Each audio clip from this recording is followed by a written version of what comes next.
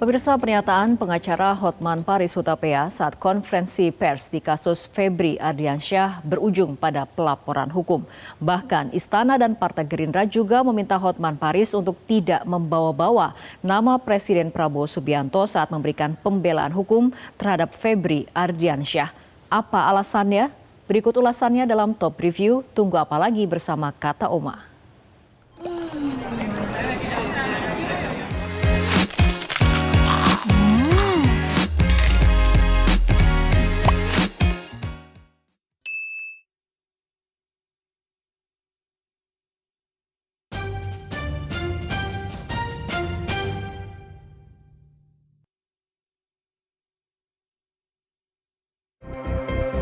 Dengan ini Hotman menyatakan permohonan maaf kalau ada ucapan atau tindakan saya yang kurang berkenan pada waktu setelah selesai pemeriksaan tersangka mantan Jampitsus.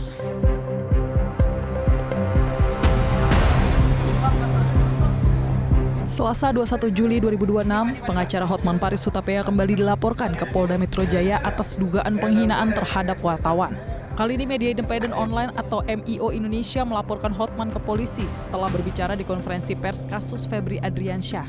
Kala itu Hotman berbicara dalam kapasitasnya sebagai kuasa hukum Febri Ardiansyah.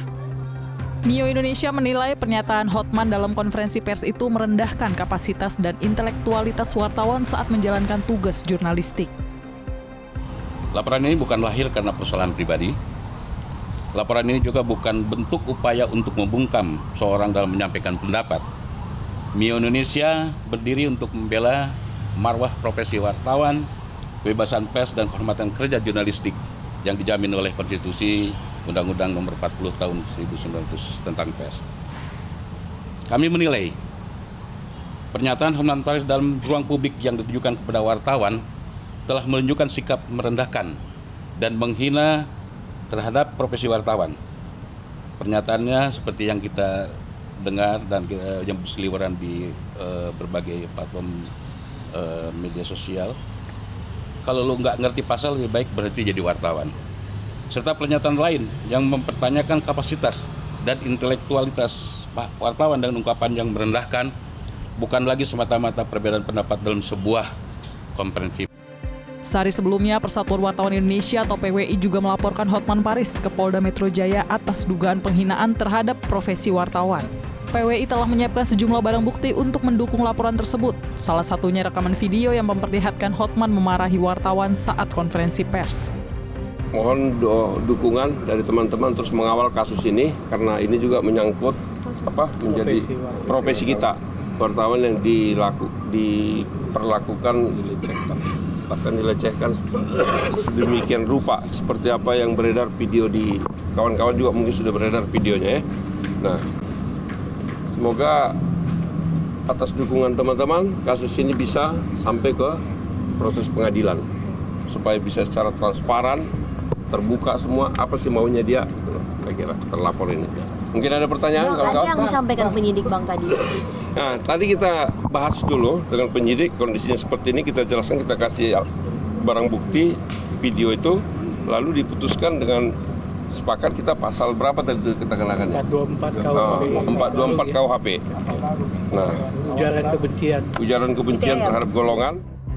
Sebagai informasi, pernyataan Hotman saat menjawab pertanyaan wartawan memicu kritik publik di kasus Febri Ardiansyah. Saat itu seorang wartawan menanyakan apakah Febri merasa dikriminalisasi dalam perkara yang menjeratnya. Namun Hotman langsung memotong pertanyaan tersebut dengan membuat pernyataan yang dinilai menghina profesi wartawan. Menurut Hotman, polisi menggeledah rumah Febri Ardiansyah secara tidak etis, bahkan sebelum memeriksa Febri. Sepanjang konferensi pers, Hotman beberapa kali melontarkan pernyataan bernada keras saat menjawab pertanyaan wartawan. Ia juga mempertanyakan latar belakang pendidikan hukum wartawan yang mengajukan pertanyaan. Ketika wartawan menanyakan rencana pengajuan pra-peradilan, misalnya, Hotman mengatakan langkah itu pasti ditempuh. Tapi ketika wartawan menanyakan dugaan agenda tersembunyi dalam perkara Febri, ia justru meminta pertanyaan tersebut diajukan kepada pihak lain. Belakangan Hotman meminta maaf melalui video yang diunggah di akun Instagramnya.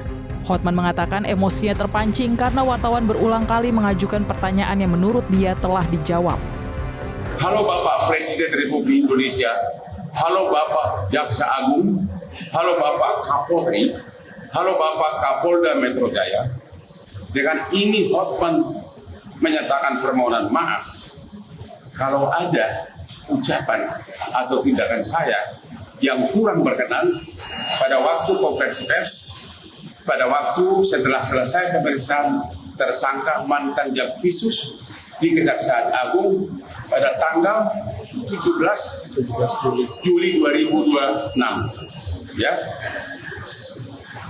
apapun yang saya ucapkan murni hanya dari aspek kepengacaraan, tidak ada motivasi atau keterlibatan politik apapun. Ya, murni hanya skill sebagai pengacara yang tugasnya adalah berusaha melindungi kliennya secara hukum. Selain soal pernyataan Hotman Paris Hutapea yang dinilai merendahkan profesi wartawan, pernyataan Hotman Paris Hutapea membawa-bawa nama Presiden Prabowo Subianto di dalam konferensi pers juga menjadi sorotan publik. Hotman menyebut Febri merupakan korban kriminalisasi tanpa pamit. Padahal Febri adalah orang yang dibanggakan oleh Presiden Prabowo Subianto. Menanggapi klaim Hotman Paris Hutapea menyebut Febri adalah orang yang dibanggakan oleh Presiden Prabowo Subianto dan telah dikriminalisasi tanpa pamit, pihak istana meminta Hotman tidak mengaitkan Presiden Prabowo dengan kasus Febri. Mensesnek menyebut tak ada norma atau aturan yang mengharuskan penetapan seorang tersangka dalam kasus korupsi harus mendapat lampu hijau terlebih dahulu dari Presiden. Itu kan kita kembalikan ke proses hukum ya. Jangan dikait-kaitkan juga dengan Bapak Presiden kan. Ya, sepenuhnya kita kembalikan ke mekanisme hukum yang berlaku. Tapi kalau pemeriksaan memerlukan izin presiden, pejabat tinggi itu gimana? Saya rasa klaim Bang Hotman. Ya saya rasa kembali kepada mekanismenya ya. Saya rasa nggak ada juga hanya pada saat masih proses pemeriksaan harus seizin presiden itu kan.